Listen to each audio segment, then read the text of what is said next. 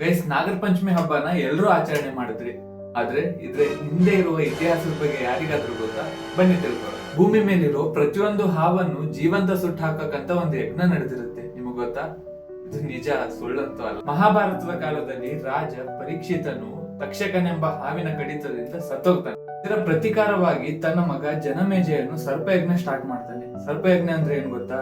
ಪ್ರಪಂಚದ ಮೂಲೆಯಲ್ಲಿದ್ದ ಕೋಟ್ಯಾಂತರ ಹಾವುಗಳು ಮಂತ್ರಗಳ ಶಕ್ತಿಯಿಂದ ಬಂದು ಯಜ್ಞಕುಂಡಕ್ಕೆ ಬಿದ್ದು ಬೆಂಕಿಯಲ್ಲಿ ಭಸ್ಮವಾಗ್ಬಿಡುತ್ತವೆ.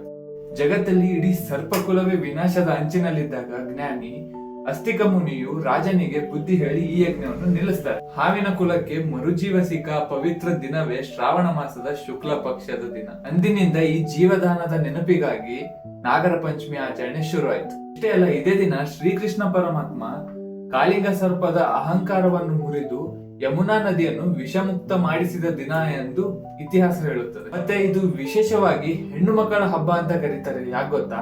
ಪೌರಾಣಿಕ ಕಥೆಗಳ ಪ್ರಕಾರ ಸತ್ಯೇಶ್ವರಿ ಎಂಬಾಕೆ ನಾಗದೇವನನ್ನು ತನ್ನ ಸಹೋದರನೆಂದು ಪೂಜಿಸ್ತಾಳೆ. ಆವಾಗ ನಾಗದೇವ ಅವಳನ್ನು ಸದಾ ಕಾಯುವ ವಚನ ನೀಡ್ತಾಳೆ.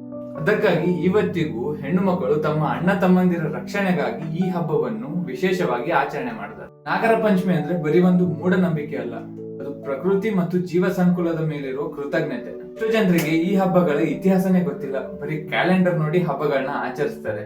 ವೆಸ್ಟರ್ನ್ ಕಲ್ಚರ್ಗೆ ಅಡಿಕ್ಟ್ ಆಗಿ ನಮ್ಮ ಭಾರತದ ಶ್ರೀಮಂತ ಇತಿಹಾಸವನ್ನೇ ನೆನಪು ಹೋಗ್ತಿದೆ. ವಿಡಿಯೋ ಇಷ್ಟ ಆದ್ರೆ ಲೈಕ್ ಮಾಡಿ. ಈ ವಿಡಿಯೋದಿಂದ ಏನಾದ್ರೂ ಹೊಸದಾಗಿ ತಿಳಿಯಕ್ ಸಿಕ್ಕಿದ್ರೆ ಶೇರ್ ಮಾಡಿ. ಮತ್ತೆ ತಪ್ಪದೆ